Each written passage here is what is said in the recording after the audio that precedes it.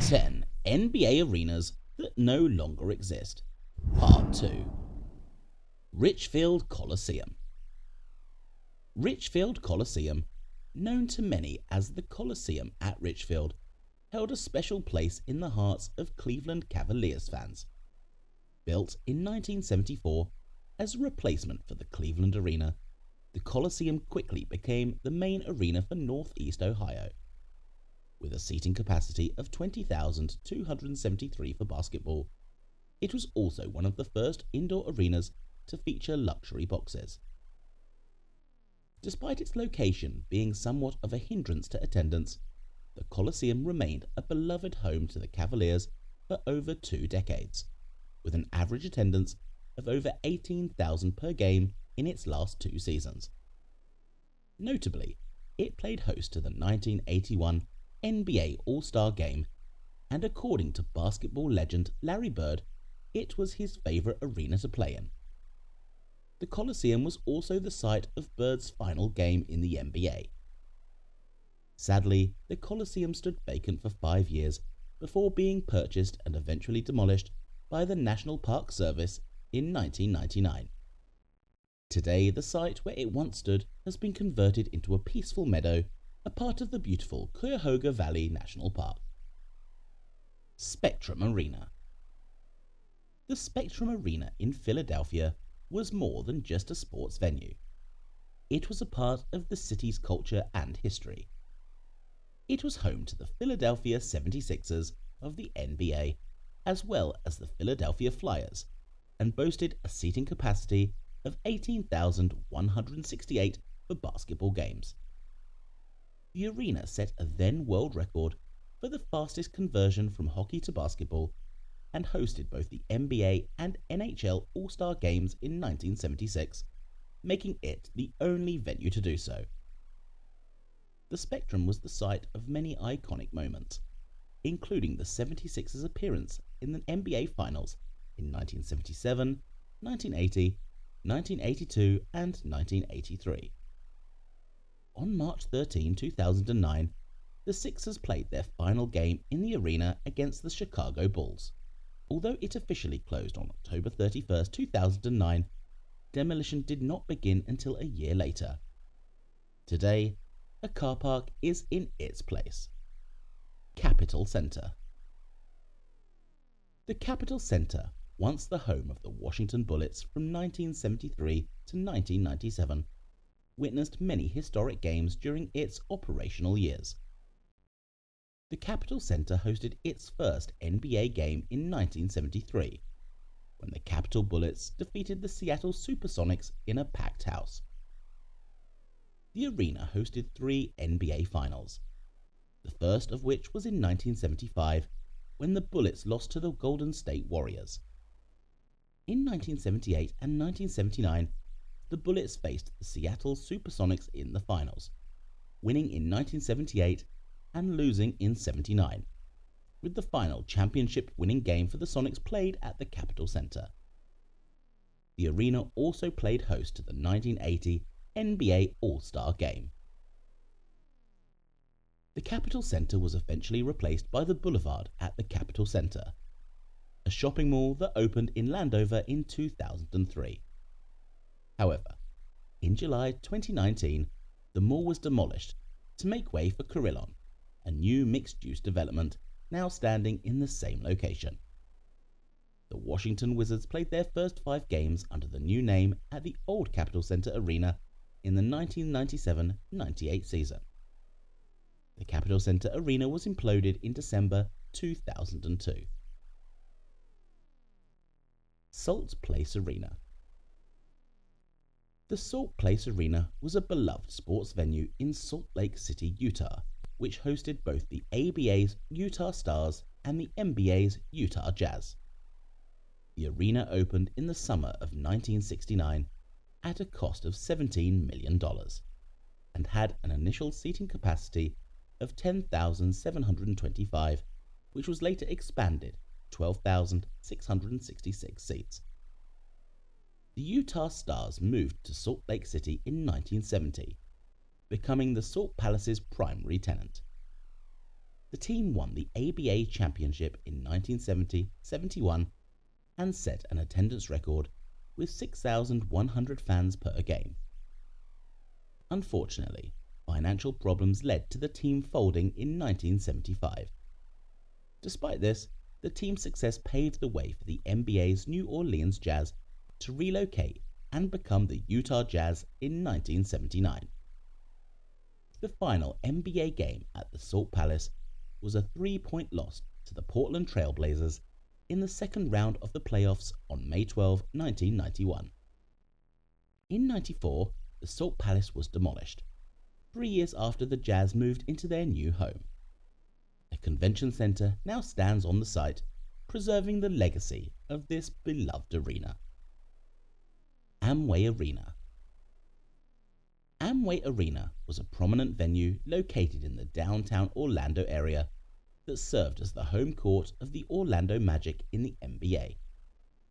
It officially opened in January 1989 at a cost of $110 million, accommodating 15,291 spectators, but later undergoing renovations that increased its capacity to 17,519 seats.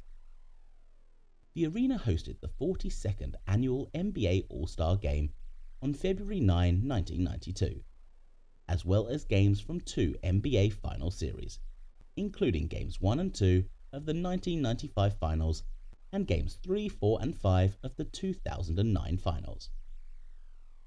The final game played at the AMWAY Arena was Game 5 of the Eastern Conference Finals in the NBA on May 26, 2010, with the Magic winning against the Boston Celtics.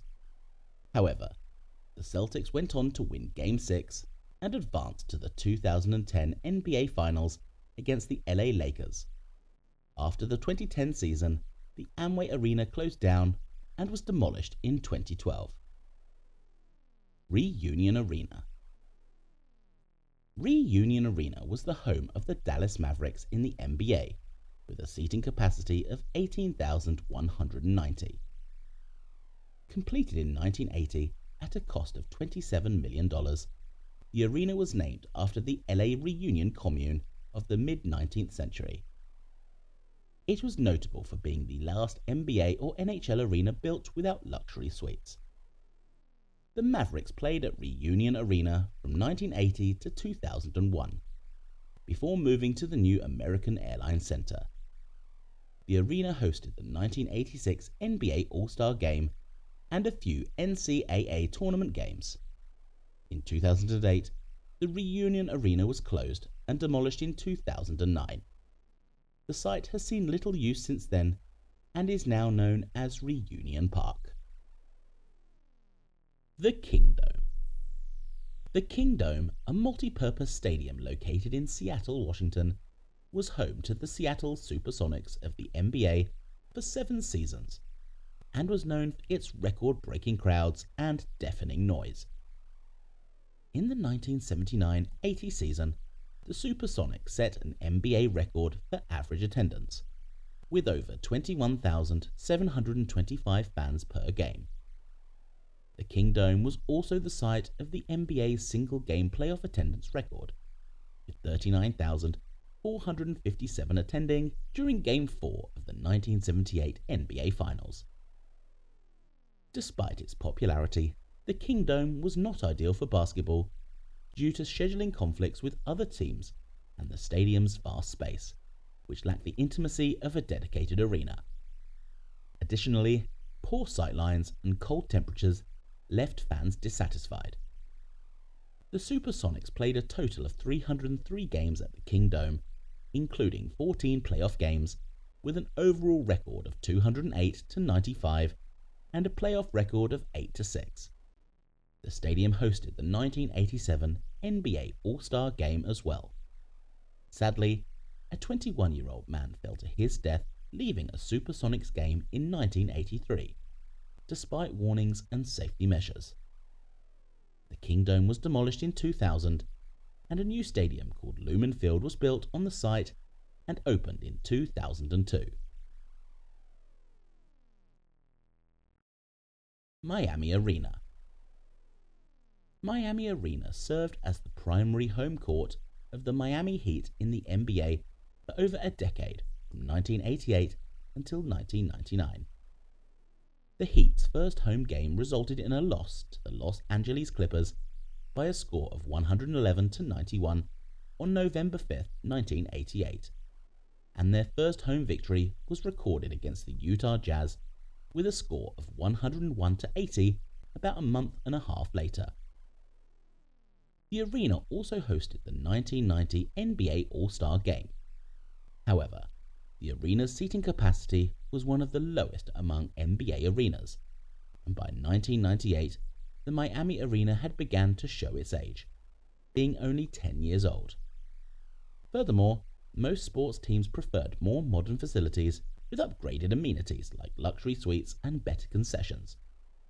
The arena's activity reduced after 2000, and it was eventually sold in 2004 in a public auction for half of its original construction cost of $52.5 million to an investor named Glenn Straub from Palm Beach County.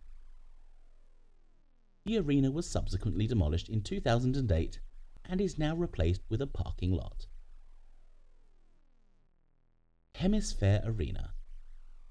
HEMISFAIR Arena, also known as the San Antonio Convention Center Arena, served as the home of the ABA-MBA San Antonio Spurs from 1973 to 1993. The arena, which initially had a seating capacity of 10,146 for basketball, was also the temporary home of the Houston Rockets during the 1972-73 NBA season. The San Antonio Spurs moved to the arena after the Dallas Chaparrals relocated following the 1972-73 ABA season. Their first game at the arena was a loss to the San Diego Conquistadors, 121-106, on October 10, 1973, in front of 5,879 spectators. During its existence, HEMISFAIR Arena was renowned for its loud atmosphere and was considered one of the noisiest arenas in the NBA. The success of the Spurs franchise as an ABA team led to their inclusion, along with 3 other ABA franchises, in the NBA following the ABA-NBA merger in 1976. As the Spurs games began regularly selling out, new seating was added in 1978 by raising the roof of the arena, allowing the construction of an upper deck and increasing the capacity to over 16,000. The renovation boosted capacity, but it resulted in a significant number of obstructed view seats in the lower levels due to the support beams required for the upper deck.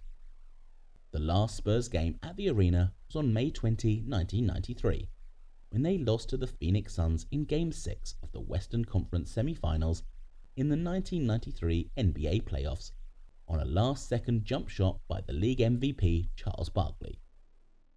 The HEMISFAIR Arena was demolished in 1995, 2 years after the Spurs moved to the Alamodome in 1993. The site is now the location of an expansion to the adjacent Henry B. Gonzalez Convention Center. Los Angeles Memorial Sports Arena. The Los Angeles Memorial Sports Arena, a versatile venue, served as the home court for the Los Angeles Lakers from October 1960 to December 1967, and later the Los Angeles Clippers from 1984 to 1999. In 1963, the arena hosted the NBA All-Star Game. It was notable for being the first NBA arena to have a rotating billboard at the courtside, which doubled as the scorer's table. This innovation became standard at all NBA arenas until LED billboard scorer's tables were introduced in the mid-2000s. After decades of use, the arena closed its doors in April 2016 and was later demolished in September of that year. The site was redeveloped, and BMO Stadium, which is now home to Major League Soccer's Los Angeles FC, was constructed on the same spot, opening its doors to fans in 2018.